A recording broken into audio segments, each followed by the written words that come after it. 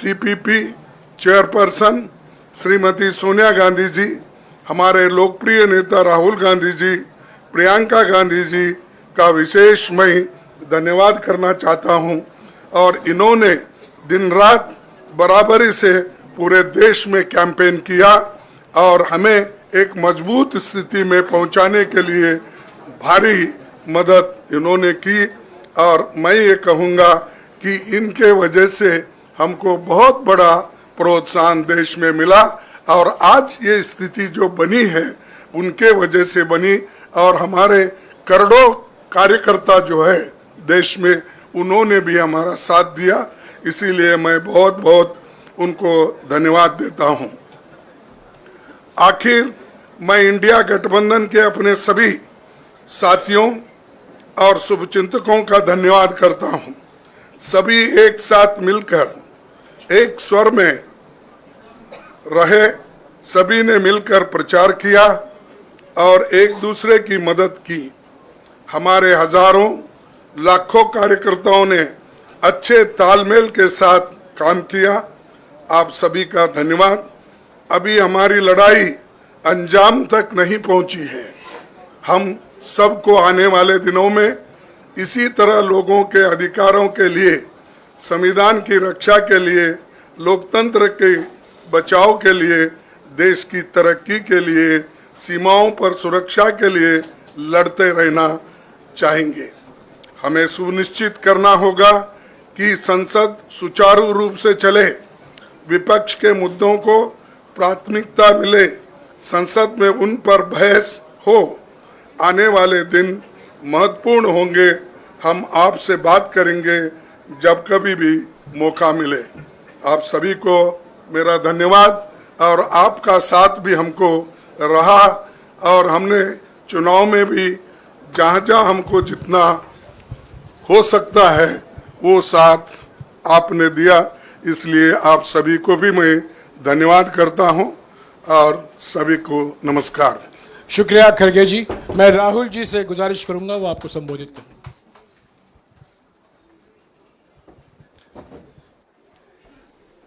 नहीं, खड़गे जी आपने बड़ी सही बात बोली।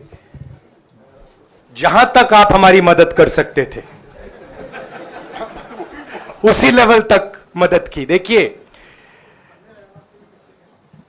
ये चुनाव इंडिया गठबंधन और कांग्रेस पार्टी सिर्फ एक राजनीतिक दल के खिलाफ नहीं लड़ी थी। ये चुनाव हम बीजेपी एक राजनीतिक दल, हिंदुस्तान के इंस्टीट्यूशंस, हिंदुस्तान का जो पूरा गवर्नेंस का स्ट्रक्चर है, इंटेलिजेंस एजेंसीज, सीबीआई, ईडी, ये सब, आधी जुडिशरी, इन सब के खिलाफ हम लड़े थे। क्योंकि इन सब संस्थाओं को, इन सब इंस्टीट्यूशंस को नरेंद्र मोदी जी ने और अमित शाह जी ने कैप्चर करा, धमकाया, डराया। प्रेस की तो मैं बात करता रहता हूं, आपको मतलब काफी बार कहा है कि आपका भी रोल रहना चाहिए और उस रोल को काफी लोगों ने किया, काफी लोगों ने खुल के किया, काफी लोगों ने छुप के किया। और आपके इमोशंस कहां थे हमें मालूम है। लड़ाई संविधान को बचाने की थी, कॉन्स्टिट्यूशन को बचाने की थी।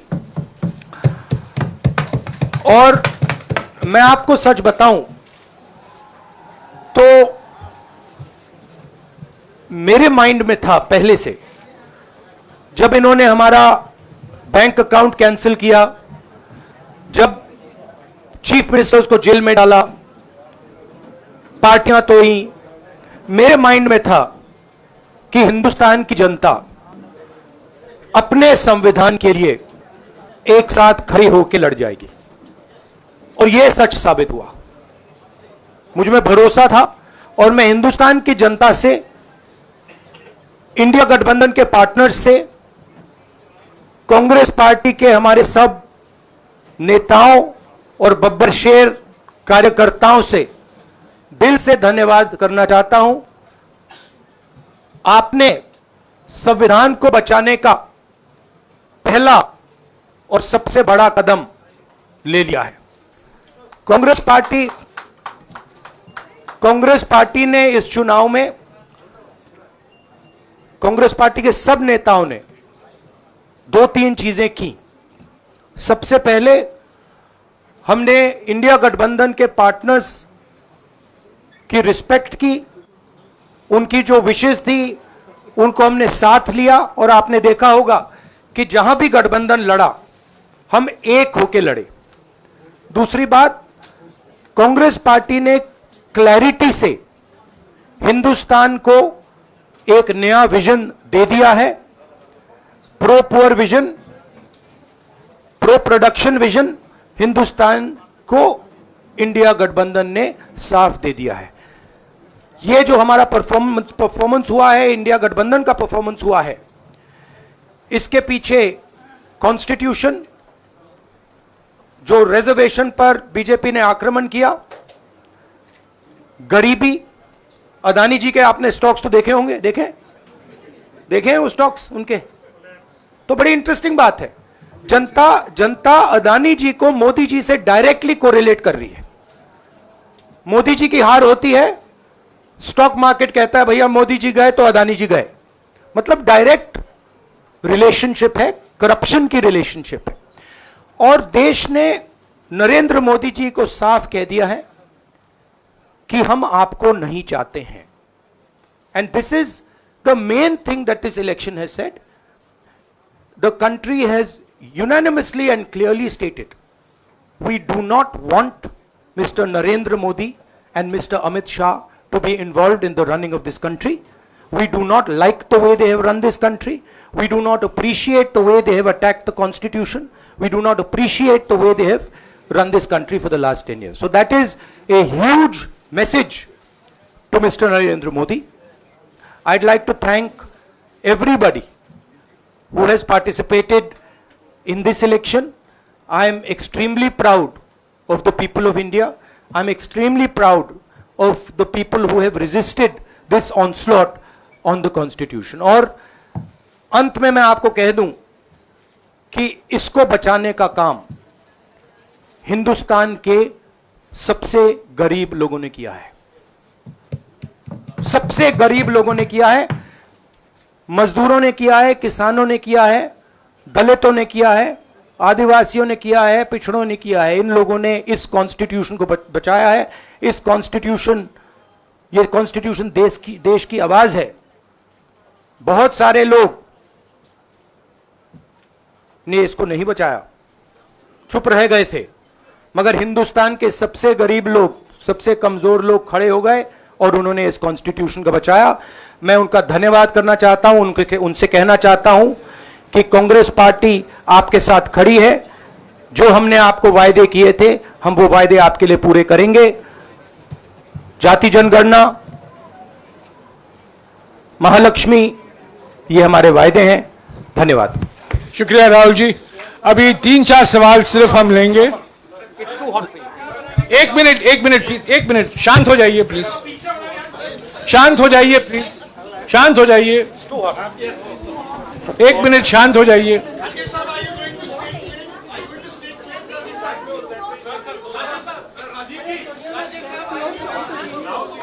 एक मिनट शांत हो जाइए।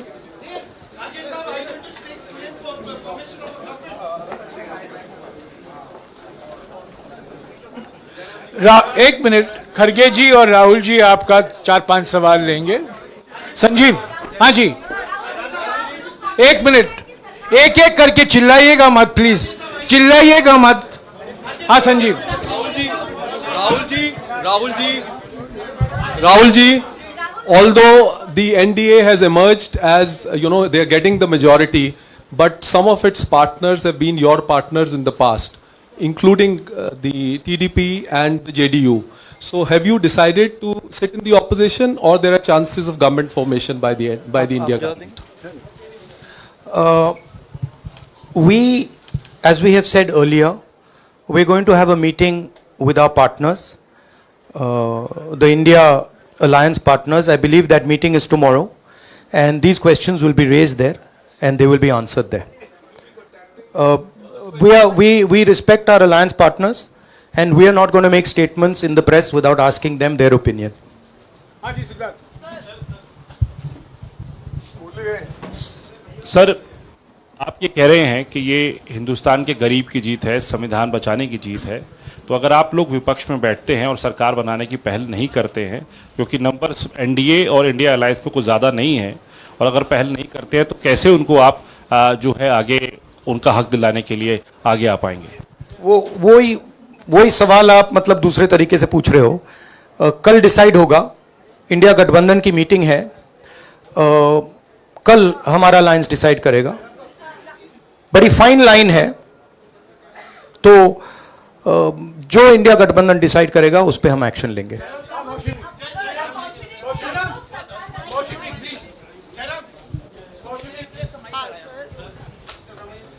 सर, खरगे साहब भी आपसे पूछना चाहते थे कि यहाँ पे बीजेपी में जश्न हो रहा है और उनके हिसाब से एनडीए को मेजॉरिटी मार्क से ऊपर मिला है, तो एनडीए सरकार बना रही है।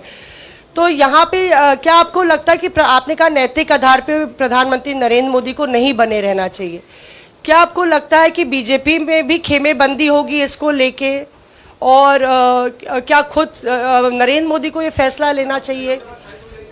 देखिए, अभी राहुल गांधी जी ने आपके सामने स्पष्ट किया, जब तक हम अपने अलायंस पार्टनर से बात नहीं करेंगे और जो नए पार्टनर हमको जुड़ने वाले हैं उनसे भी किस तरीके से हम बात करके अपने को मेजॉरिटी बना सकते हैं वो देखेंगे। सारे स्ट्रैटेजीज अगर यही मैं बोलूँगा फिर मोदी जी होशियार हो जाएंगे, इसलिए हाँ, जयराम जी,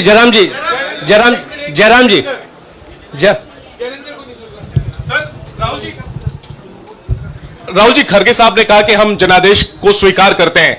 जनादेश इंडिया गठबंधन के लिए क्या है? विपक्ष में बैठने के लिए या सरकार बनाने की कोशिश करने के लिए? और आप दोनों सीटों से जीते हैं, बधाई। आप कौन सी सीट रखने वाले हैं? नहीं, सब दोनों सीटों से जीता हूं, और रायबरेली और वायनाड के जो वोटर्स हैं उनका दिल से धन्यवाद करना चाहता हूं। अब डिसाइड करना है कौन सी सीट पे मैं रहूंगा, थोड़ा पूछूंगा और फिर डिसाइड करूंगा। दोनों सीटों में तो नहीं रह सकता हूं, बट अभी डिसाइड नहीं किया है।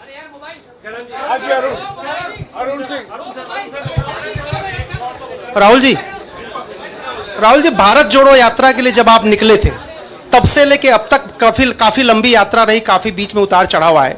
अब 100 का आंकड़ा आपने छुआ है। 2009 में जब इसी तरह का मैंडेट आया था तो पार्टी के अंदर दो राय थी, एक हम विपक्ष में रहें, पार्टी मजबूत करें, या सरकार के साथ जाएं। आप सरकार के 2009 में 2009 में हाँ नहीं, 2009 में तो क्या बात नहीं 2009 में दोबारा जब बहुमत मिला था तब एक राय थी कि आप विपक्ष की पॉलिटिक्स करके पार्टी को मजबूत करें। ऐसी कोई राय नहीं थी, आपकी रॉन्ग इन्फॉर्मेशन। अब मैं पूछ रहा हूं, अब आपसे पूछ रहा हूं, दो चीज है। ये जो मैंडेट मिला है, आप अपोजिशन में रह के आप और पार्टी मजबूत करना चाहते हैं या सरकार बनाना चाहते हैं? आप चाहते क्या है? नहीं, देखिए, हम एक कोalition के भाग हैं, ठीक है। कांग्रेस पार्टी है, बाकी पार्टियां हैं, और उनके साथ अभी हमारा डिस्कशन नहीं हुआ है। हमने, भैया शांत हो जाए, हमने उनसे कहा था, इंडिया पार्टनर से कहा था कि चुनाव के बाद 5 तारीख को हमारी मीटिंग होगी और उस मीटिंग में हम ये जो सवाल है इसको डिसाइड करेंगे। तो सचमुच में इस सवाल का जवाब आज हमारे पास है नहीं, कल होगा।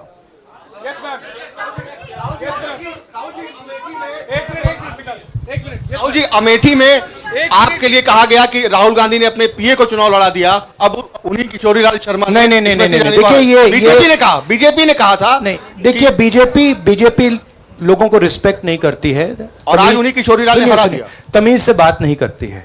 मगर किशोरीलाल शर्मा जी जो हैं, वो 40 साल से अमेठी में कांग्रेस पार्टी के लिए काम कर रहे हैं, और उनका अमेठी की जनता के साथ रिश्ता है। शायद बीजेपी के लोगों को यह बात समझ नहीं आई थी कि किशोरीलाल शर्मा जी अमेठी से बहुत क्लोजली कनेक्टेड व्यक्ति हैं और इसलिए उनकी जीत निश्चित थी। और मैं उनको कंग्रेचुलेट करना चाहता हूं कि अच्छी तरह वो जीते हैं। और उनको बारे में ये कहना कि वो पीए हैं, स्टनो हैं, ये बिल्कुल गलत है, ये ऑफेंसिव है, ये नहीं कहना चाहिए। राहुल जी मैं मोहित हूँ न्यूज नेशन से। सर कहते हैं आपने एक बात बोली जो मैं इसके जवाब देना चाहता हूं। देखिए,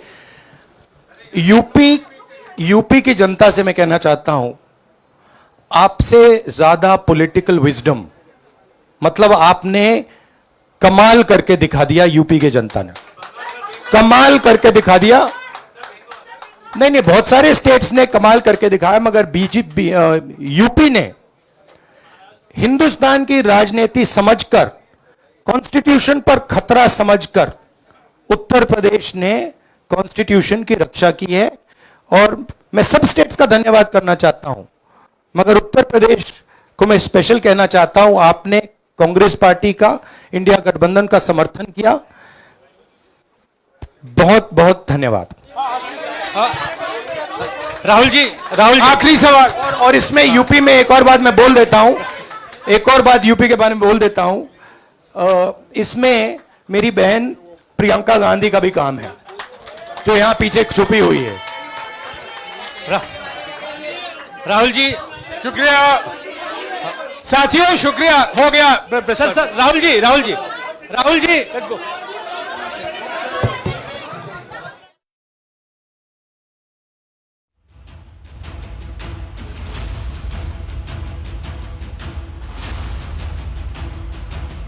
लाइन की बात कर गए, यानी इशारों में बहुत कुछ कह गए हैं। रविंद्र जी, जाहिर तौर पर सभी की निगाह इस प्रेस कॉन्फ्रेंस पर टिकी हुई थी कि आखिरकार यहां से क्या संकेत मिलता है। इस बैठक से, इस प्रेस कॉन्फ्रेंस से संकेत कल की प्रेस कॉन्फ्रेंस का मिला है। और अब नजर जिस तरह से इस प्रेस कॉन्फ्रेंस में थी, अब कल की प्रेस कॉन्फ्रेंस पर होगी, क्योंकि हमने पहले भी कहा था जब 5:35 पर आज इस प्रेस कॉन्फ्रेंस की खबर सामने आई थी कि यह सिर्फ कांग्रेस की प्रेस कॉन्फ्रेंस है, यानी कि इंडिया गठबंधन की नहीं है।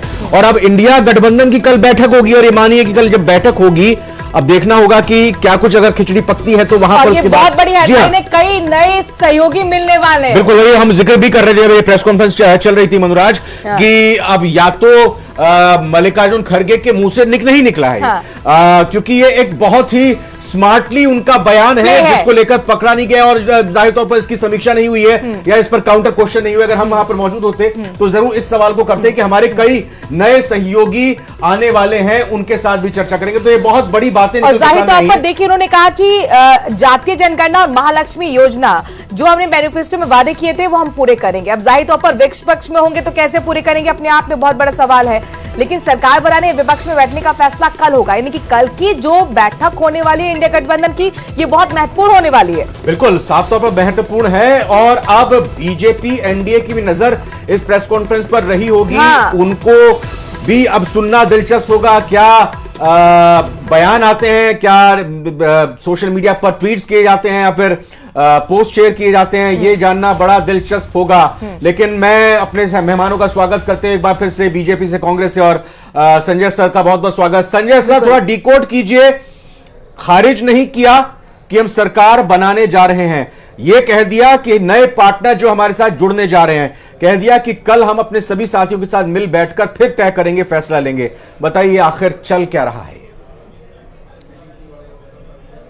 देखिए, जब एक तरह से अगर हम कहें कि एनडीए, ये पहली बात तो ये जो जनमत है वो मोदी जी की बजाय एनडीए को जनमत है। और देखिए, लास्ट मिनट में या पिछले साल 2 साल में जो काम किया भारतीय जनता पार्टी ने, मोदी सरकार ने नए पार्टनर्स ढूंढे, तो उनमें से कुछ अननेचुरल पार्टनर्स हैं, जैसे खासतौर से जो नीतीश कुमार हैं, वो बहुत अननेचुरल पार्टनर है। वो जब भी कोई बात ऐसी होती है जो सांप्रदायिक विभाजन की होती है, तो नीतीश कुमार खुले में इसका विरोध करते हैं। और आज जो नीतीश कुमार ने बोला, उसने बोला है न्याय और विकास के लिए हम काम करेंगे। तो उन्होंने भी एक तरह से शंका में डाल दिया कि वो किस तरफ जाएंगे। अब विधानसभा के चुनाव होने हैं बिहार में, तो उनको ये देखना है कि क्या डील होता है उनके लिए। नीतीश कुमार जी ने सबसे लंबी पारी इंडिया में जो पटनायक थे, नवीन पटनायक, उनके अलावा नीतीश कुमार सबसे लंबी चीफ मिनिस्टर की पारी खेलते रहे हैं। और वो बड़े एक तरह से वो भारतीय राजनीति में ऐसे नेता हैं जो दोनों धाराओं में खड़े होके विभाजन को रोकने की स्थिति में हैं। तो उनको उनका क्या रोल होता है और उनके रोल के बारे में प्रेडिक्ट करना भी बड़ा मुश्किल होता है कि वो किस तरफ जा सकते हैं और दोनों पार्टी उनको क्या ऑफर करती हैं। तो ये संभावनाएं लगता है खुली हुई हैं। तो एनडीए गठबंधन कुल मिलाकर आज नहीं तो बाद में चंद्रबाबू नायडू के सहारे है। यशवर्धन सिंह जी को भी मैं लाना चाहूंगी, क्योंकि यहाँ पर कांग्रेस की टिप्पणी बहुत महत्वपूर्ण हो जाती है। देखिए ठीक है, आपका उत्साह हमें समझ में आता है, लेकिन आज भी बीजेपी 241 पर है अभी तक जो रुझान आए हैं। तो ऐसे में आप इंडिया गठबंधन में के 233 कर रहे हैं, तो ये तो बहुत लंबा फासला हो गया ना। आप क्या संकेत देना चाह रहे, कैसे बनाएंगे सरकार? देखिए, सरकार बनाने के बारे में तो कल ही फैसला होगा, लेकिन अभी जिस तरह की पर्सनैलिटीज जो आमने सामने है उसके बारे में बात चल रही कि एक को कोलिशन गवर्नमेंट चलाने का कोई अनुभव नहीं है। आदरणीय मोदी जी हमेशा से एब्सोल्यूट मेजोरिटी में खेलते आए हैं। वो दूसरे को स्पेस देने के लिए, नहीं देने के लिए फेमस है। वो अपने टर्म्स पे काम करने के लिए फेमस है। वो अपने ही तरीके से काम करते हैं। कोलिशन गवर्नमेंट ऐसे चलती नहीं है। तो ये उनका पहला अनुभव होगा। अब ये कोलिशन पार्टनर्स पर डिपेंड करता है कि वो किस पर्सनालिटी के साथ जाना चाहते हैं। कांग्रेस पूरा स्पेस देती है अपने पार्टनर्स को, उनकी इज्जत करती है, उनके साथ काम करना चाहती है। जैसे इस इलेक्शन में आपने देखा होगा कि इंडिया जो ब्लॉक है उसमें राहुल गांधी जी, उन्होंने एक अनिश्वरवादी स्टालिन को भी साथ लिया। तो शिवसेना उद्धव, देखिए राजस्थान के बीच में इस वक्त ये छत्तीसगढ़ की खबर आ रही है। पूर्व मुख्यमंत्री छत्तीसगढ़ कांग्रेस के भूपेश बघेल राजनांदगांव से चुनाव हार गए। तो कई बड़े चेहरे हैं जो चुनाव हारे हैं। स्मृति ईरानी भी चुनाव हारी हैं और पूर्व सीएम भूपेश बघेल राजनांदगांव से चुनाव हारे हैं। छत्तीसगढ़ के मुख्यमंत्री रहे पूर्व मुख्यमंत्री का चुनाव हारना जाहिर तौर पर ये कांग्रेस के लिए एक बड़ा झटका कहा जा सकता है। लेकिन कुल मिलाकर बहुत महत्वपूर्ण थी आज की कॉन्फ्रेंस कांग्रेस की, और ये फाइट में आकर अब यहाँ पर लगातार जो राजनीतिक हलचल तेज हुई है, जो इंडिया गठबंधन की तरफ से संकेत दिए जा रहे हैं, उसी पर सवाल खड़ा हो गया है कि क्या इंडिया गठबंधन अब विपक्ष मजबूती के तौर पर बनने जा रहा है या फिर सरकार में आने के लिए अब यहाँ पर तैयारियां शुरू हो चुकी हैं। एक छोटे से ब्रेक का वक्त हुआ है। ब्रेक के बाद जब लौटेंगे तो बीजेपी के मेहमान विकास सोमानी से सवाल होगा हमारा। तुरंत लौट कर आते हैं। ये सब सेलिब्रेशन की तस्वीरें नहीं दिखा रहे। अर्जुन राम मेघवाल विजयी हुए हैं। विजय पताका लहराते हुए जोधपुर से गजेंद्र सिंह शेखावत ने बड़ी जीत हासिल की है। तो बीकानेर से अर्जुन राम मेघवाल ने बम्पर मतों से जीत हासिल की। इस वक्त की सबसे बड़ी खबर, और पश्चिमी राजस्थान से जो केंद्रीय मंत्री कैलाश चौधरी वे हार गए हैं। इस वक्त की सबसे बड़ी अपडेट जो आ रही है एक एक करके वो हम आपको इस वक्त बता रहे हैं। और प्रियंका, अपने दर्शकों को हम बता दें कि अब अंतिम चरण में है नतीजे, क्योंकि अब करीब करीब पिक्चर साफ हो गई, तस्वीर साफ हो गई। कुछ ही सीटें हैं जो बिल्कुल अभी जिनका इंतजार करना होगा, लेकिन राजस्थान की तस्वीर तो पूरी तरह से साफ है। बिल्कुल, सुबह 8 बजे से वोटों की काउंटिंग शुरू हुई और उसके बाद जो फेरबदल है वो लगातार हम दिखा रहे हैं, लेकिन अब धीरे धीरे तस्वीरें साफ होती चली जा रही हैं। हालांकि फिलहाल एनडीए की पूर्ण बहुमत के साथ सरकार बनती हुई नजर आ रही है, लेकिन टाइट फाइट भी दिख रही है। ये देखिए ग्राफिक्स के जरिए कुल 543 सीटें, जिसमें एनडीए को 294 तो इंडिया गठबंधन को 233 सीटें, जबकि अदर के खाते में 16 सीटें जाती हुई नजर आ रही हैं। तो अब अदर की भूमिका भी बहुत महत्वपूर्ण होगी सरकार में। और साथ ही साथ आपको बता दें कि ये जो बार ग्राफ आप देख पा रहे हैं, एनडीए का 294 वाला भगवा रंग का, इंडिया गठबंधन के 233 सीटों के साथ में नीले रंग का, और अदर्स का जो है वो सबसे छोटा बार ग्राफ आप देख पा रहे हैं अपनी टीवी स्क्रीन पर। इस तरीके से राजस्थान की बात करें तो 10 सीटों का नुकसान भारतीय जनता पार्टी को उठाना पड़ा है। 2019 में गठबंधन के साथ मिलकर पूरी की पूरी 25 सीटें बीजेपी की झोली में थी। क्लीन स्वीप था, वो क्लीन स्वीप इस बार राजस्थान में नहीं है। हरियाणा में भी क्लीन स्वीप था पिछली दफा, इस बार हरियाणा में भी नहीं है। तो कई ऐसे राज्य हैं जहां पर बीजेपी को खामियाजा उठाना पड़ रहा है। बिल्कुल, तो बड़ा फेरबदल हुआ है, कई सीटों पर बीजेपी को भारी नुकसान होता हुआ देखिए नजर आ रहा है। 14-11 का आंकड़ा राजस्थान का आ गया है। पूरी की पूरी सीटें अब क्लियर हो गई हैं। सबसे ज्यादा फंसी हुई सीट थी जो जिसका फैसला अंतिम समय तक नहीं हो पाया, वो जयपुर ग्रामीण की सीट। वहां पर बीजेपी ने अंतोगत्वा जीत दर्ज की है। बाड़मेर में उम्मीदवार बेनीवाल कांग्रेस पार्टी के प्रत्याशी ने जीत हासिल कर ली है।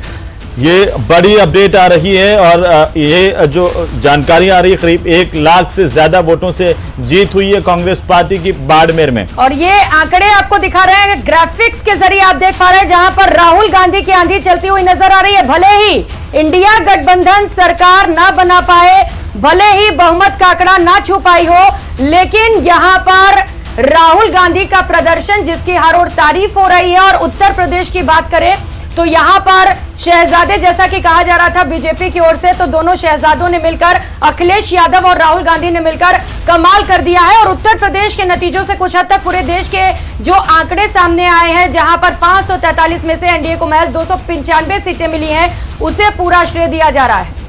बिल्कुल, इंडिया गठबंधन के खाते में आ रही हैं। अभी तक जो नतीजे आ चुके हैं उस हिसाब से अगर ये ट्रेंड होता है, कुछ सीटें अभी भी फंसी हुई है।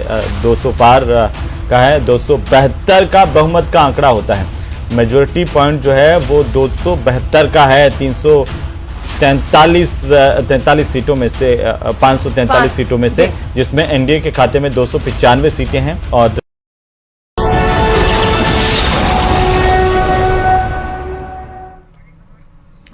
तो न्यूज 18 पर लगातार महाकवरेज जारी है। रिजल्ट ब्रेकिंग अपने दर्शकों को बता दें, नीतीश कुमार के संपर्क में कांग्रेस है। सूत्रों के हवाले से इस वक्त की सबसे बड़ी खबर, चंद्रबाबू नायडू के संपर्क में भी कांग्रेस है। तो यहां पर देखिए राजनीतिक हलचल तेज हो चुकी है। कांग्रेस अध्यक्ष खड़गे को लेकर भी जानकारी मिल रही है। ये बहुत बड़ी खबर आ रही है। बिल्कुल, कांग्रेस अध्यक्ष खड़गे को बना सकते हैं प्रधानमंत्री। नीतीश कुमार को उप प्रधानमंत्री का पद ऑफर किया गया। अखिलेश यादव को भी उप प्रधानमंत्री का पद ऑफर किया गया है। चंद्रबाबू नायडू को गृह मंत्रालय का ऑफर दिया गया है। ये सूत्र जानकारी दें। बहुत बड़ी खबर। गठबंधन सहयोग दिल्ली लगातार हम लोग कह रहे थे कि नतीजों के बीच ये राजनीतिक हलचल तेज हो गई है। इंडिया गठबंधन बहुत संकेत दे रही थी। और यहाँ पर राहुल गांधी ने भी जब प्रेस कॉन्फ्रेंस की, मल्लिकार्जुन ने कॉन्फ्रेंस की, तो उन्होंने कहा था नए सहयोगियों के संपर्क में है। और देखिए खबर आ गई, चंद्रबाबू नायडू के संपर्क में कांग्रेस है। कांग्रेस अध्यक्ष खड़गे को पीएम बना सकती है। ये सूत्र हमारे बता रहे हैं। नीतीश कुमार को उप प्रधानमंत्री का भी पद दिया जा सकता है। तो यहाँ पर कुल मिलाकर क्या जोड़ तोड़ की राजनीति अब तेज होने वाली है। बिल्कुल, साफ तौर पर यह खबर लगातार हमारे दर्शक देख सकते हैं। इस वक्त की बहुत बड़ी खबर, और आज के चुनाव रुझान और नतीजों के बाद इसके निष्कर्ष और इसके निचोड़ से जुड़ी हुई एक बहुत बड़ी डेवलपमेंट इसको कहा जाएगा। ये चुनाव पिछले 2 महीने से क्यों हो रहे थे? ये चुनाव देश की केंद्र सरकार और प्रधानमंत्री चुनने के लिए हो रहे थे। इन चुनावों के रुझान नतीजे इस वक्त आ रहे हैं। सरकार किसकी बनेगी?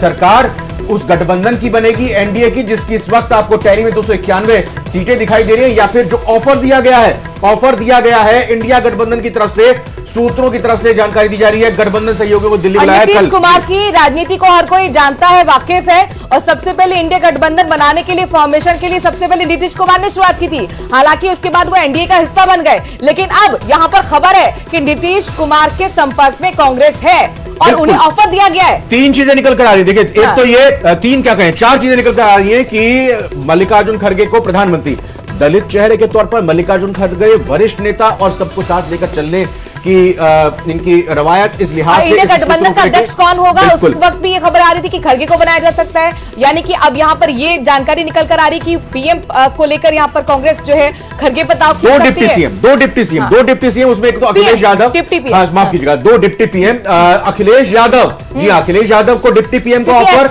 ने बहुत बेहतरीन काम किया है। 38 सीटों पे आगे या जीतती हुई यहाँ पर समाजवादी पार्टी उत्तर प्रदेश में दिखाई दे रही है। और तीसरी तरफ चंद्रबाबू नायडू को यहां गृह मंत्रालय के तौर पर यह ऑफर दिया गया है, और साथ ही साथ नीतीश कुमार को भी डिप्टी पीएम के तौर पर ऑफर दिया गया है। कांग्रेस ने फॉर्मूला तैयार किया है। इस फॉर्मूले को लेकर क्या चीजें आगे बढ़ती हैं, कैसे बढ़ती हैं, बहुत बड़ी खबर। तो गवर्नमेंट फॉर्मेशन का फॉर्मूला सबसे पहले न्यूज 18 अपने दर्शकों तक पहुंचा रहा है। सूत्र हमारे जानकारी दे रहे हैं, कांग्रेस अध्यक्ष खड़गे को पीएम बना सकती है। और देखिए, कांग्रेस ने सरकार बनाने का फॉर्मूला तैयार कर लिया है। फॉर्मूला क्या है? 2 डिप्टी सीएम होंगे। अखिलेश यादव को डिप्टी सीएम बनाया जा सकता है। गठबंधन सहयोगियों को दिल्ली बुला लिया गया है। राहुल गांधी ने खुद ये जानकारी दी। साथ ही चंद्रबाबू नायडू, इनको भी यहां पर अब कांग्रेस संपर्क में ला रही है, कांग्रेस ने सरकार बनाने का फॉर्मूला तय कर लिया है। लेकिन आज टीडीपी के हवाले से ये जानकारी और खबर भी निकलकर सामने आई थी कि वो एनडीए में बने रहेंगे। लेकिन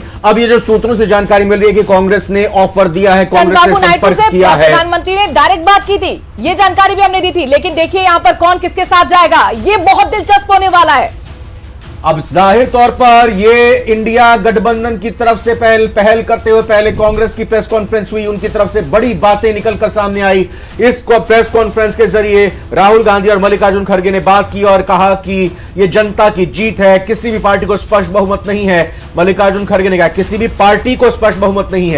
यानी उन्होंने 242 बीजेपी के पास, तो वो बहुमत नहीं आया। नहीं, एक टैक्टफुली उनका ये कमेंट है, बयान है, क्योंकि ये प्री अलायंस है, मतलब प्री इलेक्शन अलायंस है। प्री इलेक्शन अलायंस में आप देखिए 291 सीटें मिल रही हैं, गठबंधन को बहुमत मिल रहा है एनडीए गठबंधन को। लेकिन बड़ी स्मार्टली यहां पर मल्लिकार्जुन खड़गे से कहा गया कि किसी पार्टी को यहां बहुमत स्पष्ट नहीं मिला है।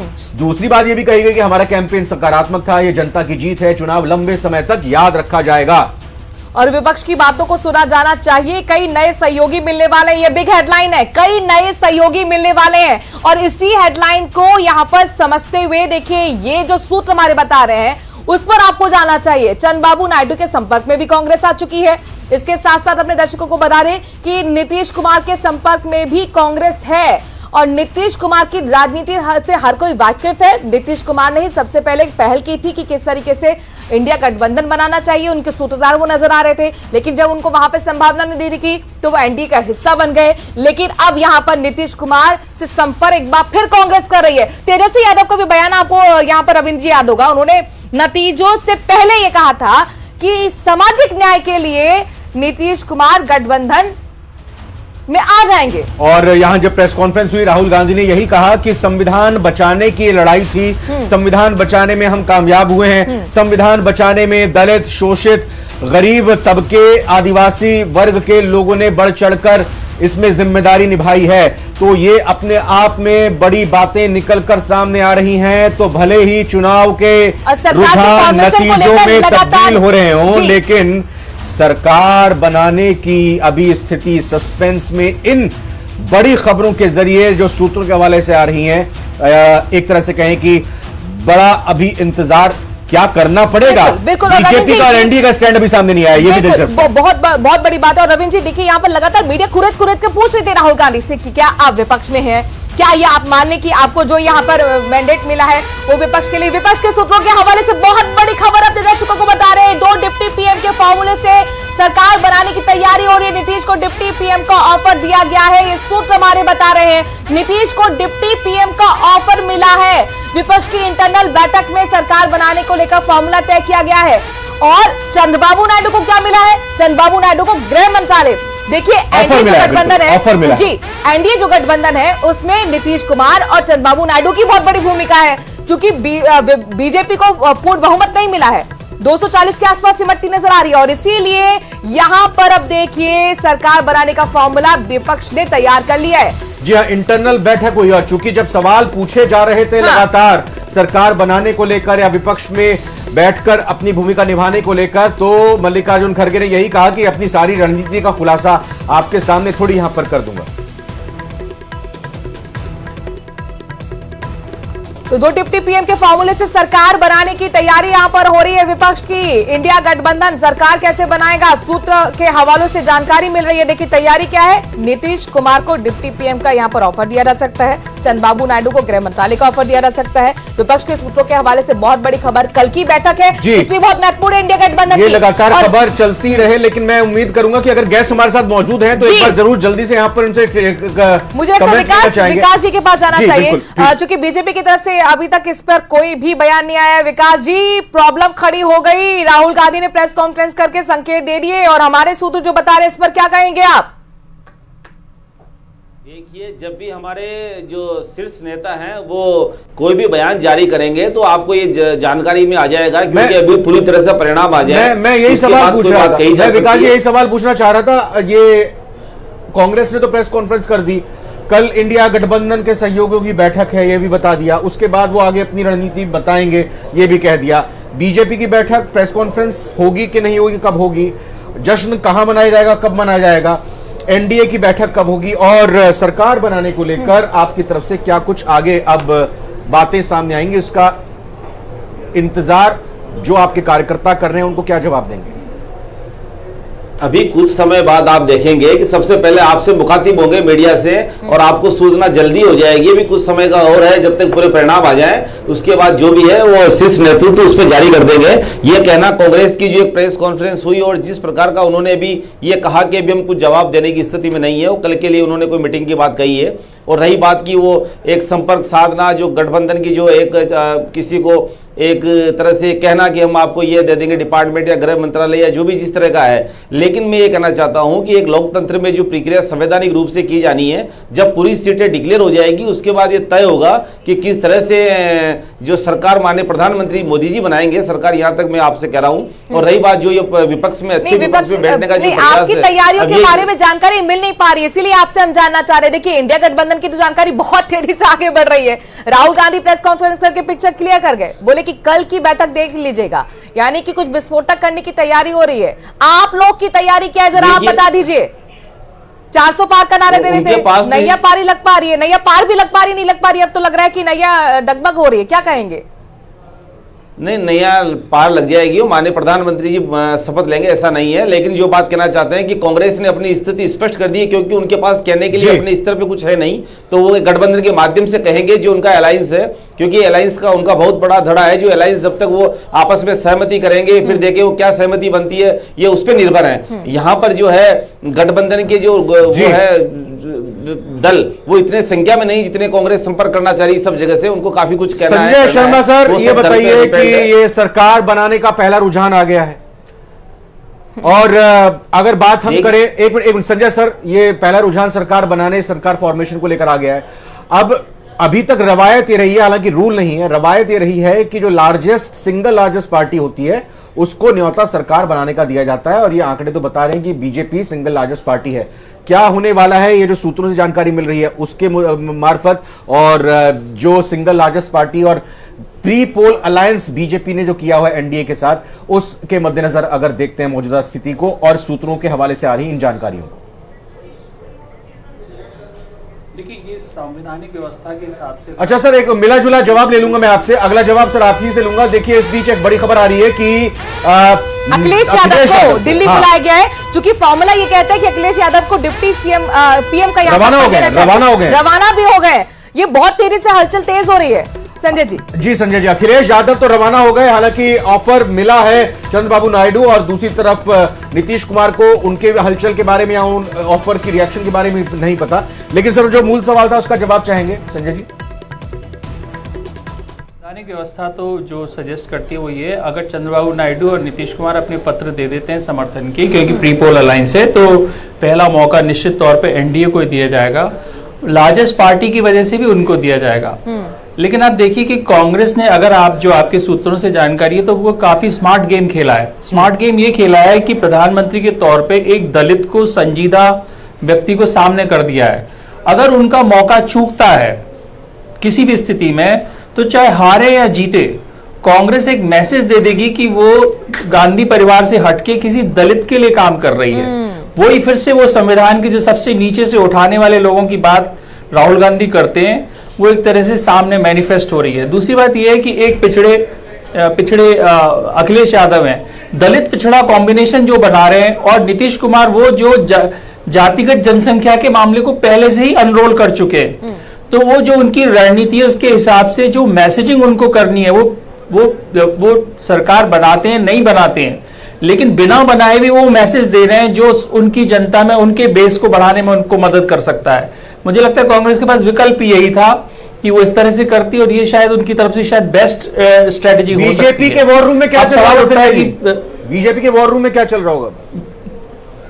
बीजेपी के वॉर रूम में क्योंकि देखिए प्रधानमंत्री जी सबसे ताकतवर हैं, और अब उनको तय करना है ज्यादातर, और उनको तय करके उनको खास तौर से आरएसएस से बात करनी होगी कि आरके की प्रधानमंत्री जी 75 साल वाली अपनी सीमा की अगले साल ही रह जाएंगे, तो या तो उनके पास मौका है कि वो इतिहास में एक बहुत नैतिक पुरुष के रूप में अपने आप को स्थापित कर लें, या वो इस जनमत को इस तरह से रीड करें कि नहीं फिर भी इतना, और दूसरी कोई पार्टी आसपास ही 1.5 गुना 2 गुना से ज्यादा 2.5 गुना लगभग उनको समर्थन मिला है, और वो भी तीसरी बार में, तो प्रधानमंत्री जी ये भी सोच सकते हैं कि नहीं, शायद हमारे संगठन की कोई कमी रह गई, लोकल एमएलए की एमपीज की एंटी इनकम्बेंसी है, ठीक है। व्यक्तिगत रूप से मेरे खिलाफ नहीं है, जैसे कि राहुल गांधी प्रोजेक्ट करने की कोशिश कर रहे हैं, तो वो अपनी दावेदारी करेंगे, और अगर समर्थन में लोग आ गए जी कार्यकर्ताओं को संबोधित भी करेंगे, और उस वक्त संबोधन में वो क्या कहते हैं बहुत महत्वपूर्ण देखना होगा। कांग्रेस से भी मैं इस पर रिएक्शन ले लूंगी। सर आप भी जरा बताइए, आप लोगों का उत्साहित होना चलो समझ में आता है कि आप लोगों ने गेन किया है, लेकिन आप समझ रहे हैं आप उतना आंकड़ा भी नहीं पा पाए हैं जो अकेले बीजेपी ने पा लिया है, तो फिर कैसे होगा? देखिए, मैं जो बात पहले कह रहा था फिर मैं कहता हूं कि ये जो पर्सनैलिटी का जो मामला है, कांग्रेस के साथ पहले भी अलायंस में बहुत सारे दल काम कर चुके हैं, पहले 2004 से लेकर 2014 तक, और कांग्रेस के साथ बाकी पार्टनर्स बहुत सहज रूप से काम करने में कंफर्टेबल है। जबकि बीजेपी का ये पहला मौका है, यानी मोदी जी का ये पहला मौका है जब वो अपने बल पर बहुमत से कम रह गए हैं, और उन्होंने आज तक कभी कोalition गवर्नमेंट चलाई नहीं है। तो जितने भी दल हैं उनको एक नेचुरली एक कंफर्टेबल पोजीशन कांग्रेस के साथ लगती है, क्योंकि कांग्रेस उनको दबाने की कोशिश नहीं करती, उनको स्पेस देती है, उनकी बात सुनती है। तो मुझे लगता है कि ये एक बड़ा फैक्टर बनने वाला है कांग्रेस के साथ। जो एनडीए में भी जो कुछ दल जो प्री पोल अलायंस है, हो सकता है वो इस एंगल को देखते हुए कांग्रेस के साथ आ जाए कि यहां पे उनका अपर हैंड रहेगा, उनको दबाव में नहीं लिया जाएगा, उनको डिक्टेट नहीं किया जाएगा। तो ये सब चीजें मिलके और हमारा एक जो अलायंस है, इंडिया अलायंस है, वो एक फॉर्मिडेबल पोजीशन में आ जाता है। आपको ऐसा क्यों लगता है कि चंद्रबाबू नायडू और नीतीश कुमार आपके साथ आएंगे? क्योंकि आज टीडीपी की तरफ से तो कह दिया गया हम एनडीए में ही रहेंगे, कहीं नहीं जाने वाले। ठीक है, वो आने वाले दिनों में पोजीशन क्लियर हो जाएगी, कल जो बैठक है उसमें क्लियर हो जाएगी। ठीक है, ब्रेक पर जाना को विकास जी, यहाँ पर आपसे एक ब्रेक पर जाने से पहले कमेंट छोटा सा आप रिएक्शन दीजिएगा। आप कहते थे ना मजबूत विपक्ष कहाँ है, सवाल नहीं पूछता, अब ऐसा मजबूत विपक्ष हो रहा है कि वो तो सरकार फॉर्मेशन के सपने देखने लगा है। फिर क्या लग रहा है आपको, 5 साल मुश्किल होने वाले हैं आपके लिए?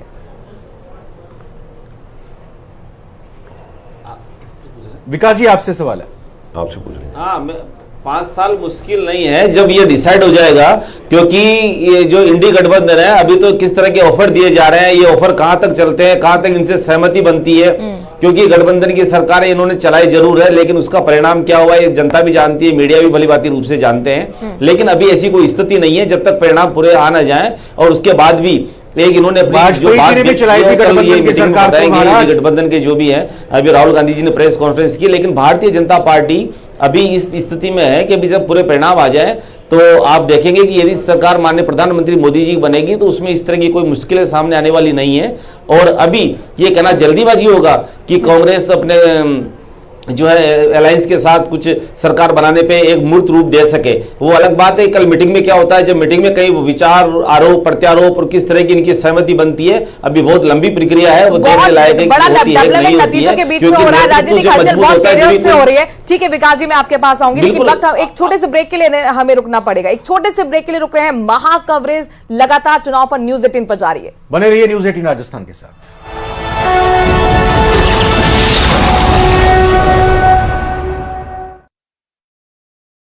अगर हम बात करें इंडिया गठबंधन की तो 232 सीटें इंडिया गठबंधन के खाते में आती हुई दिख रही हैं। अभी तक के जो रुझान और नतीजे पूरी तरह से जो साफ हो पाए हैं, स्पीडोमीटर पर ये रफ्तार आप देख पा रहे हैं, जहां पर अभी भी लगातार वोटों की काउंटिंग जारी है, और कई जगहों पर अभी भी जो नतीजे हैं वो बदल सकते हैं। जो रुझान सामने आ रहे हैं, कहीं पर बीजेपी के प्रत्याशी जीत रहे हैं तो कहीं पर कांग्रेस, लेकिन कुछ ही समय में वो तस्वीरें भी साफ हो जाएंगी, क्योंकि लगभग अब काउंटिंग पूरी होने को है। लेकिन ये तस्वीर, ये आंकड़े बताते हैं कि यहां पर एनडीए को 2019 के मुकाबले भारी नुकसान का सामना करना पड़ा है, तो वही इंडिया गठबंधन ने बड़ा बढ़त यहां पर बनाया है।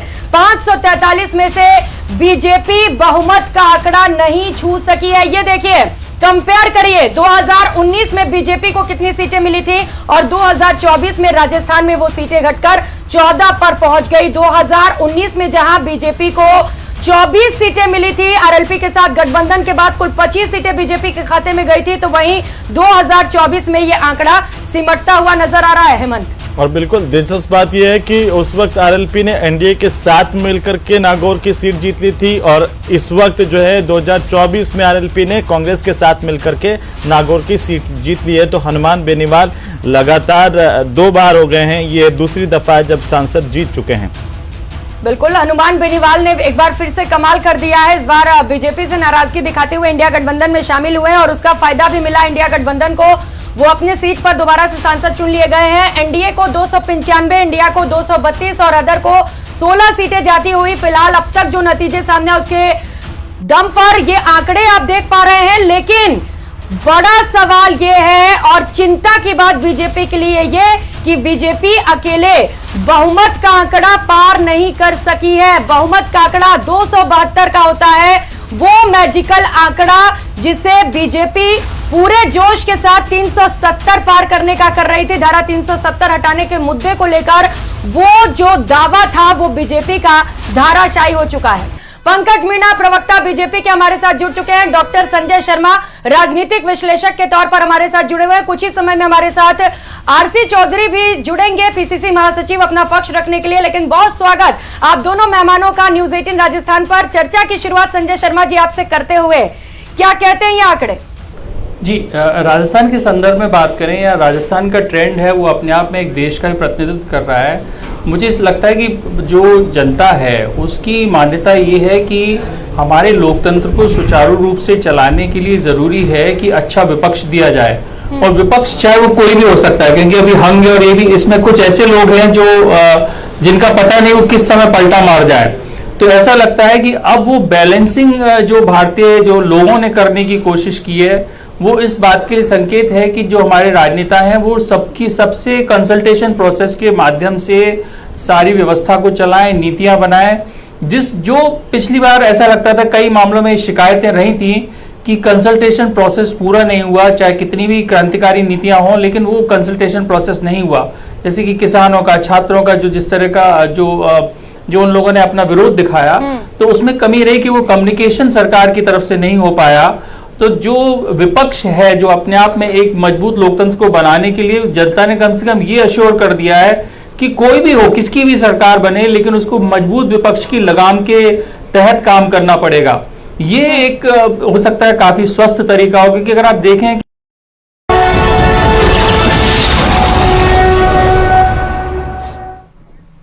ब्रेक के बाद स्वागत आप सभी का न्यूज 18 राजस्थान पर। आज सुबह से ही लगातार सबसे तेज, सबसे सटीक और पूरे विश्लेषण के साथ रुझान और नतीजे आप देख रहे हैं। इस वक्त की क्या स्थिति राजस्थान की है, क्या स्थिति देश की 543 लोकसभा सीटों की है, लगातार टैली के जरिए आप देख रहे हैं, और क्या घटनाक्रम आगे बढ़ रहा है वो भी आप देख रहे हैं। कांग्रेस की प्रेस कॉन्फ्रेंस हुई और सूत्रों के हवाले से खबर निकल कर आई कि इंडिया गठबंधन ने प्रधानमंत्री और सरकार बनाने का फॉर्मूला तैयार कर लिया है। मेहमान हमारे साथ बने हुए, लगातार आपसे परिचय हमने पहले कराया ही है, आइए सीधा सवाल लीजिएगा। बिल्कुल संजय जी, आपसे मैं समझना चाहूंगी कि वाकई आपको लग रहा है कि ये सिर्फ एक कोशिशें हो रही हैं, कि कोशिशें वाकई रंग लाएंगे? आपको लग रहा है, क्योंकि काफी अच्छा खासा फासला है इंडिया गठबंधन और एनडीए गठबंधन में।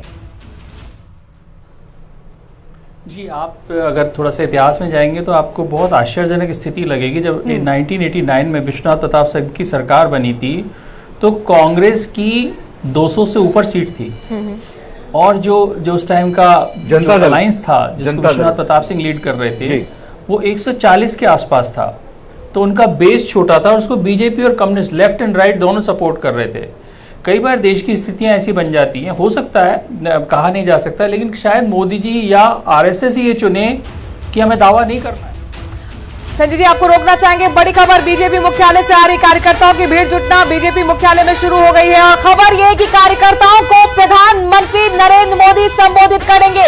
7:30 बजे बीजेपी मुख्यालय पर कार्यकर्ताओं को संबोधित करेंगे प्रधानमंत्री नरेंद्र मोदी। हैट्रिक लगाई है, बनारस से जीत हासिल की है प्रधानमंत्री नरेंद्र मोदी ने, और एक बार फिर कम से कम रुझानों में एनडीए की सरकार बनती हुई नजर आ रही है। लेकिन यहां पर राजनीतिक हलचल भी तेज है और इसीलिए बहुत महत्वपूर्ण संबोधन होने वाला है कि प्रधानमंत्री अपने संबोधन में कार्यकर्ताओं को क्या संदेश देंगे। क्योंकि आपने देखा किस तरीके से इंडिया गठबंधन की कल बैठक होने वाली है, और उससे पहले जो आज यहाँ पर कांग्रेस की तरफ से प्रेस कॉन्फ्रेंस की गई, बहुत बड़े संकेत दिए गए। जल्दी से हम एक बार पहले जरा कांग्रेस के हमारे मेहमान यशवर्धन जी से ले लेते हैं कि पहले रिएक्शन जल्दी से। यशवर्धन जी, अब चूंकि अब कांग्रेस की ये प्रेस कॉन्फ्रेंस हुई, बीजेपी के कार्यकर्ताओं के साथ उनका मान बढ़ाने के लिए, उनका मनोबल बढ़ाने के लिए खुद प्रधानमंत्री नरेंद्र मोदी आने वाले हैं और ये माना जाए कि अब उनकी तरफ से भी आपकी प्रेस कॉन्फ्रेंस में उठाई गई बातों का जवाब दिया जाएगा।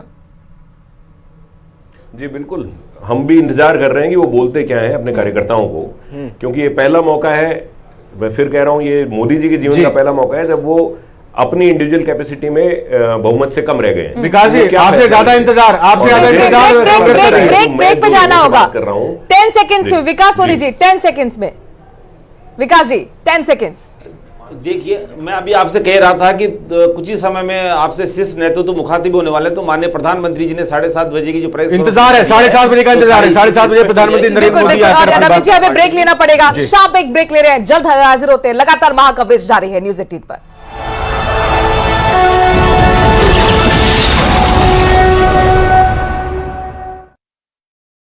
जो व्यवस्था में सुधार में जब ये कोएलिशन सरकारें बनी हैं, तो हमारे देश की जो ग्रोथ रेट और कल्याणकारी योजनाएं, उनके मामले में हमारा रिकॉर्ड बहुत अच्छा रहा है। और जब मेजॉरिटी सरकार बनी है, तब एक समस्या रही है कि अपेक्षित परिणाम सब लोगों तक विकास के नहीं पहुंच पाए। ये लोगों में एक शिकायत रही है, चाहे वो कांग्रेस का टाइम था जब बहुत ज्यादा मेजॉरिटी थी, या अब भारतीय जनता पार्टी की रही। तो ये एक चैलेंज रहा है। तो विपक्ष, जनता ने खुद सोचा कि वो विपक्ष को मजबूत करके, कोई भी विपक्ष में रहे, एक जवाबदेही पैदा करे सरकार में। ये जो आंकड़े सामने आए हैं वो चौंकाने वाले हैं। एनडीए को महज 292 सीटें, हालांकि जो बहुमत का आंकड़ा है, जो जादुई आंकड़ा है, उसे तो एनडीए ने छू लिया है, लेकिन यहां पर इंडिया गठबंधन ने बड़ा कमाल दिखाया है। मन बिल्कुल, और ये देखिए जोधपुर से सबसे बड़ी खबर आ रही है। गजेंद्र सिंह शेखावत जीत चुके हैं, बीकानेर से अर्जुन राम मेघवाल जीत चुके हैं और अलवर से भूपेंद्र यादव जीत चुके हैं। तीनों केंद्रीय मंत्रियों की जीत हुई है। कोटा से लोकसभा स्पीकर ओम बिरला की जीत हो गई है। ये बड़ी जानकारी है इस वक्त की, तीनों केंद्रीय मंत्री जीत चुके हैं। सबसे बड़ी खबर इस वक्त की, तो 3 केंद्रीय मंत्रियों की किस्मत, प्रतिष्ठा दांव पर लगी हुई थी। और इस बीच बड़ी खुशी की खबर है केंद्रीय मंत्रियों के लिए, जहां पर कोटा से ओम बिरला ने जीत दर्ज कर ली है, तो वहीं बीकानेर से अर्जुन राम मेघवाल विजयी हुए हैं। विजय पताका लहराते हुए जोधपुर से गजेंद्र सिंह शेखावत ने बड़ी जीत हासिल की है, तो बीकानेर से अर्जुन राम मेघवाल ने बम्पर मतों से जीत हासिल की। इस वक्त की सबसे बड़ी खबर, और पश्चिमी राजस्थान से जो केंद्रीय मंत्री कैलाश चौधरी वे हार गए हैं। इस वक्त की सबसे बड़ी अपडेट जो आ रही है एक एक करके, वो हम आपको इस वक्त बता रहे हैं। और प्रियंका, अपने दर्शकों को हम बता दें कि अब अंतिम चरण में है नतीजे, क्योंकि अब करीब करीब पिक्चर साफ हो गई, तस्वीर साफ हो गई। कुछ ही सीटें हैं जो बिल्कुल अभी जिनका इंतजार करना होगा, लेकिन राजस्थान की तस्वीर तो पूरी तरह से साफ है। बिल्कुल, सुबह 8 बजे से वोटों की काउंटिंग शुरू हुई और उसके बाद जो फेरबदल है वो लगातार हम दिखा रहे हैं, लेकिन अब धीरे धीरे तस्वीरें साफ होती चली जा रही हैं। हालांकि फिलहाल एनडीए की पूर्ण बहुमत के साथ सरकार बनती हुई नजर आ रही है, लेकिन टाइट फाइट भी दिख रही है। ये देखिए, ग्राफिक्स के जरिए कुल 543 सीटें, जिसमें एनडीए को 294, तो इंडिया गठबंधन को 233 सीटें, जबकि अदर के खाते में 16 सीटें जाती हुई नजर आ रही हैं। तो अब अदर की भूमिका भी बहुत महत्वपूर्ण होगी सरकार में। और साथ ही साथ आपको बता दें कि ये जो बार ग्राफ आप देख पा रहे हैं, एनडीए का 294 वाला भगवा रंग का, इंडिया गठबंधन के 233 सीटों के साथ में नीले रंग का, और अदर्स का जो है वो सबसे छोटा बार ग्राफ आप देख पा रहे हैं अपनी टीवी स्क्रीन पर। इस तरीके से राजस्थान की बात करें तो 10 सीटों का नुकसान भारतीय जनता पार्टी को उठाना पड़ा है। 2019 में गठबंधन के साथ मिलकर पूरी की पूरी 25 सीटें बीजेपी की झोली में थी। क्लीन स्वीप था, वो क्लीन स्वीप इस बार राजस्थान में नहीं है। हरियाणा में भी क्लीन स्वीप था पिछली दफा, इस बार हरियाणा में भी नहीं है। तो कई ऐसे राज्य हैं जहां पर बीजेपी को खामियाजा उठाना पड़ रहा है। बिल्कुल, तो बड़ा फेरबदल हुआ है। कई सीटों पर बीजेपी को भारी नुकसान होता हुआ नजर आ रहा है। 14-11 का आंकड़ा राजस्थान का आ गया है। पूरी की पूरी सीटें अब क्लियर हो गई हैं। सबसे ज्यादा फंसी हुई सीट थी जो जिसका फैसला अंतिम समय तक नहीं हो पाया, वो जयपुर ग्रामीण की सीट। वहां पर बीजेपी ने अंतोगत्वा जीत दर्ज की है। बाड़मेर में उम्मीदवार बेनीवाल कांग्रेस पार्टी के प्रत्याशी ने जीत हासिल कर ली है। ये बड़ी अपडेट आ रही है और ये जो जानकारी आ रही है, करीब 1 लाख से ज्यादा वोटों से जीत हुई है कांग्रेस पार्टी की बाड़मेर में। और ये आंकड़े आपको दिखा रहे हैं ग्राफिक्स के जरिए, आप देख पा रहे हैं जहां पर राहुल गांधी की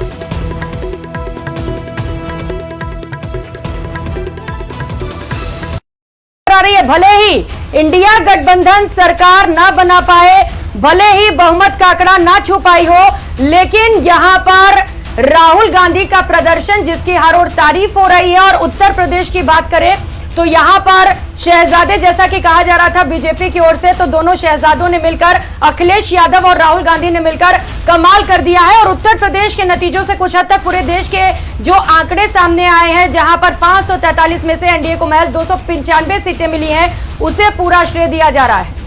बिल्कुल, इंडिया गठबंधन के खाते में आ रही हैं। अभी तक जो नतीजे आ चुके हैं उस हिसाब से अगर ये ट्रेंड होता है, कुछ सीटें अभी भी फंसी हुई है। 200 पार का है, 272 का बहुमत का आंकड़ा होता है। मेजोरिटी पॉइंट जो है वो 272 का है। 343 सीटों में से 543 सीटों में से, जिसमें एनडीए के खाते में 295 सीटें हैं। और अगर हम बात करें इंडिया गठबंधन की तो 232 सीटें इंडिया गठबंधन के खाते में आती हुई दिख रही हैं। अभी तक के जो रुझान और नतीजे पूरी तरह से जो साफ हो पाए हैं, स्पीडोमीटर पर ये रफ्तार आप देख पा रहे हैं, जहां पर अभी भी लगातार वोटों की काउंटिंग जारी है और कई जगहों पर अभी भी जो नतीजे हैं वो बदल सकते हैं। जो रुझान सामने आ रहे हैं, कहीं पर बीजेपी के प्रत्याशी जीत रहे हैं तो कहीं पर कांग्रेस, लेकिन कुछ ही समय में वो तस्वीरें भी साफ हो जाएंगी क्योंकि लगभग अब काउंटिंग पूरी होने को है। लेकिन ये तस्वीर, ये आंकड़े बताते हैं कि यहां पर एनडीए को 2019 के मुकाबले भारी नुकसान का सामना करना पड़ा है, तो वहीं इंडिया गठबंधन ने बड़ा बढ़त यहां पर बनाया है। 543 में से बीजेपी बहुमत का आंकड़ा नहीं छू सकी है। ये देखिए, कंपेयर करिए 2019 में बीजेपी को कितनी सीटें मिली थी और 2024 में राजस्थान में वो सीटें घटकर 14 पर पहुंच गई। 2019 में जहां बीजेपी को 24 सीटें मिली थी, आरएलपी के साथ गठबंधन के बाद कुल 25 सीटें बीजेपी के खाते में गई थी, तो वहीं 2024 में यह आंकड़ा सिमटता हुआ नजर आ रहा है। हेमंत, और बिल्कुल दिलचस्प बात यह है कि उस वक्त आरएलपी ने एनडीए के साथ मिलकर के नागौर की सीट जीत ली थी और इस वक्त जो है 2024 में आरएलपी ने कांग्रेस के साथ मिलकर के नागौर की सीट जीत ली है। तो हनुमान बेनीवाल लगातार 2 बार हो गए हैं, ये दूसरी दफा है जब सांसद जीत चुके हैं। बिल्कुल, हनुमान बेनीवाल ने एक बार फिर से कमाल कर दिया है। इस बार बीजेपी से नाराजगी दिखाते हुए इंडिया गठबंधन में शामिल हुए हैं और उसका फायदा भी मिला इंडिया गठबंधन को। वो अपनी सीट पर दोबारा से सांसद चुन लिए गए हैं। एनडीए को 295, इंडिया को 232 और अदर को 16 सीटें जाती हुई फिलहाल अब तक जो नतीजे सामने उसके दम पर ये आंकड़े आप देख पा रहे हैं। लेकिन बड़ा सवाल ये है और चिंता की बात बीजेपी के लिए ये कि बीजेपी अकेले बहुमत का आंकड़ा पार नहीं कर सकी है। बहुमत का आंकड़ा 272 का होता है, वो मैजिकल आंकड़ा जिसे बीजेपी पूरे जोश के साथ 370 पार करने का कर रही थी। धारा 370 हटाने के मुद्दे को लेकर वो जो दावा था वो बीजेपी का धाराशायी हो चुका है। पंकज मीणा, प्रवक्ता बीजेपी के हमारे साथ जुड़ चुके हैं। डॉक्टर संजय शर्मा, राजनीतिक विश्लेषक के तौर पर हमारे साथ जुड़े हुए हैं। कुछ ही समय में हमारे साथ आरसी चौधरी भी जुड़ेंगे, पीसीसी महासचिव, अपना पक्ष रखने के लिए। लेकिन बहुत स्वागत आप दोनों मेहमानों का न्यूज 18 राजस्थान पर। चर्चा की शुरुआत संजय शर्मा जी आपसे करते हुए, क्या कहते हैं ये आंकड़े? जी राजस्थान के संदर्भ में बात करें या राजस्थान का ट्रेंड है वो अपने आप में एक देश का भी प्रतिनिधित्व कर रहा है। मुझे इस